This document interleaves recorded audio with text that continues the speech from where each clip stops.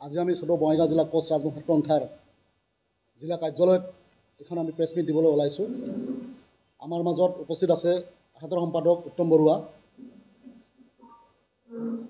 কাৰ্যকাৰী সভাপতি ধীৰাজ পাঠক ডাঙৰীয়া, সাংগঠনিক সম্পাদক হিতেশ ৰায় ডাঙৰীয়া, সাংগঠনিক সম্পাদক সন্তোষ ৰায় ডাঙৰীয়া আৰু আমাৰ বঙাইগাঁও জিলাৰ মহিলা সমিতিৰ বিষয়ববীয়াসকল। আজি আমি সদৌ বঙাইগাঁও জিলা কোচ ৰাজবংশ ছাত্ৰ সন্থাৰ ফালৰ পৰা আমি প্ৰেছ মিট দিবলৈ এইকাৰণে ওলাইছোঁ। কালি ৰবিবাৰ দিনা 9 নৱেম্বৰ, কালি ৰবিবাৰ দিনাখন আমাৰ বিশাল এটা গণসমাৱেশ আয়োজন কৰা হৈছে। আমি আমাৰ সদৌ বঙাইগাঁও জিলা কোচ ৰাজবংশ ছাত্ৰ সন্থাৰ ফালৰ পৰা বঙাইগাঁও সমষ্টিৰ লগতে বঙাইগাঁও জিলাৰ প্ৰত্যেকটা প্ৰান্তৰ আমাৰ স্বজনগোষ্ঠীৰ ৰাইজক কালি বিশাল গণসমাৱেশ আয়োজন কৰা সভাস্থলীলৈ আমি সদৌ বঙাইগাঁও জিলা কোচ ৰাজবংশ ছাত্ৰ সন্থাৰ কাষৰে অনুৰোধ কৰিছোঁ। আপোনালোকে জাতীয় সত্তাৰ প্ৰতি বজাই ৰখাৰ স্বাৰ্থত কালি গণসমাৱেশত ঐক্যবদ্ধতাৰে আহক। জাতি বৰ্ণত ধৰ্ম নিৰপেক্ষে প্ৰত্যেকটা জনগোষ্ঠী ৰাইজক আমি আহ্বান জনাইছোঁ, আৰু বিশেষকৈ আমাৰ স্বজনগোষ্ঠী ৰাইজক আমি আহ্বান জনাইছোঁ, আমাৰ কালি হোৱা বিশাল গণসমাৱেশ আয়োজন কৰা অনুষ্ঠানত আপোনালোক আন্তৰিকতাৰে সহযোগ কৰাৰ কাৰণে অনুৰোধ কৰিছোঁ। আয়োজন কৰা অনুষ্ঠানটোত সদৌ কোচ ৰাজবংশ ছাত্ৰ সন্থাৰ লগতে গেটাৰ কোচবিহাৰ KSDC, কোচ ৰাজবংশী যুৱ ছাত্ৰ সন্মিলনী মহিলা সমিতি, কোচ ৰাজবংশী মহিলা সন্মিলনী ধৰি 10টামান জাতীয় সংগঠন ঐক্যবদ্ধ হৈ এই বৃহত্তৰ বিশাল গণসমাৱেশ আয়োজন কৰিছে। আমি সদৌ বঙাইগাঁও জিলা কোচ ৰাজবংশ ছাত্ৰ সন্থাৰ পৰা পূৰ্ণ সমৰ্থন সহযোগ কৰিম, আৰু আমাৰ বঙাইগাঁওবাসীৰ লগতে ওচৰে পাঁজৰে থকা জিলা আমাৰ চিৰাং, ধুবুৰী, নিয়াৰ বাছুগাঁও, চাপৰ, গোৱালপাৰা, তিনিমামুৰীয়া জিলাবিলাকৰ জিলা কমিটিৰ সমূহ বিষয়ববীয়াক অনুৰোধ কৰিছোঁ, আপোনালোকে স্বতঃস্ফূৰ্তভাৱে যাতে আপোনাৰ লগতে ৰাইজক যাতে অংশগ্ৰহণ কৰাৰ কাৰণে অনুৰোধ কৰে। তাৰ কাৰণে আমি সদৌ বঙাইগাঁও জিলা কোচ ৰাজবংশ ছাত্ৰ সন্থাই আজি এই প্ৰেছ মিট যোগে বিশেষকৈ বঙাইগাঁও জিলাৰ সমূহ আমাৰ জনগোষ্ঠীৰ মানুহক আমি আন্তৰিকতা জনাই আহিবলৈ অনুৰোধ কৰিছোঁ। এয়া আজি প্ৰেছ মিটৰ বিষয়বস্তু।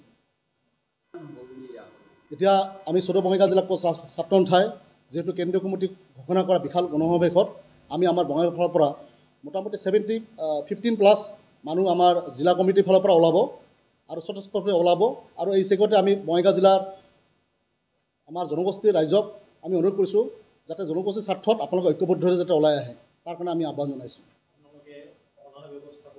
হয়, কিছু আমি অনাৰ ব্যৱস্থা কৰি কিছু উইলিংলি আহিব, এইখিনিয়ে আৰু। হয়, বাহিৰা ফালৰ পৰা এতিয়া আমাৰ ধুবুৰী জিলা কমিটিৰ ফালৰ পৰা আহিব, গোৱালপাৰা, কোকৰাঝাৰ, চিৰাং, আপাৰৰ পৰা 2-এজন কৰি আহিব।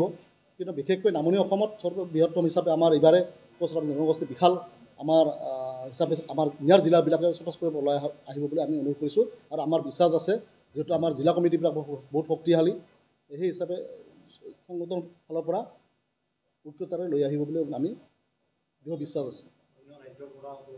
হয়, এতিয়া আমাৰ এতিয়া KSDCৰ ফালৰ পৰা আৰু আকাশৰ ফালৰ পৰা, কোচবিহাৰ, দক্ষিণ মালদা, জলপাইগুৰিৰ ফালৰ পৰা কিছু সংখ্যক আমাৰ সংগ্ৰামী সতীৰ্থ আহিব।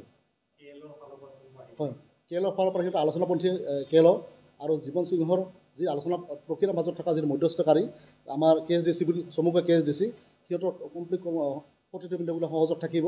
আৰু এই চেগতে অসম চৰকাৰক আমি আহ্বান জনাইছোঁ, যিহেতু সমস্যাটো জনজাতিকৰণ আৰু পৃথক কমতাপুৰ, লগতে কমতাপুৰ লিবাৰেশ্যন অৰ্গেনাইজেশ্যন চমুকৈ KLক শান্তি আলোচনাৰ মজিয়ালৈ লৈ অহাৰ পিছত আজি তাৰে কমতাপুৰ লিবাৰেশ্যন অৰ্গেনাইজেশ্যনক জীৱন সিংহ ডাঙৰীয়াক যি আবদ্ধ ৰাখি যি মানে তেখেতৰ ওপৰত যি মানে চৰমপন্থা অৱলম্বন কৰি আছে, আমি সদৌ বঙাইগাঁও জিলা কোচ ৰাজবংশী ছাত্ৰ সন্থা এই চেগতে অসম চৰকাৰক আহ্বান জনাইছোঁ, KLৰ সমস্যাটো দীৰ্ঘকালীন সমস্যাটো যাতে সমাধান কৰাৰ ক্ষেত্ৰত যাতে আন্তৰিকতাৰে আগবাঢ়ে।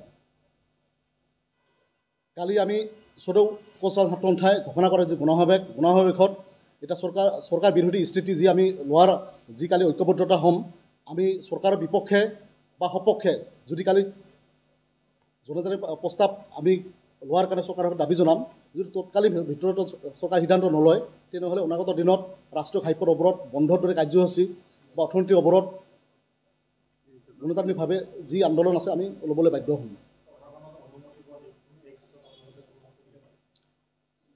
আমি এই ক্ষেত্ৰত কোনো অসুবিধা পোৱা নাই, জিলা প্ৰশাসনে আমাক স্বতঃস্ফূৰ্তভাৱে আন্তৰিকতাৰে সহযোগ কৰি আছে। যিহেতু কালি বিশাল গণসমাৱেশ আয়োজন কৰা হ'ব, জিলা প্ৰশাসনে আমাক মানে আন্তৰিকতাৰে সহযোগ কৰি আছে। মানে ব্যৱস্থা মানে আমি ব্যৱস্থা কৰিব পৰা নাই, কাৰণ আমি স্বতঃস্ফূৰ্তভাৱে মানুহ যদি আন্তৰিকতাৰে আহিব, আমি তলত ত্ৰিপালৰ ব্যৱস্থা কৰিছোঁ বহাৰ কাৰণে। গণবেশখন বঙাইগাঁও মিনি ষ্টেডিয়াম পুলিচ ৰিজাৰ্ভৰ ওচৰত।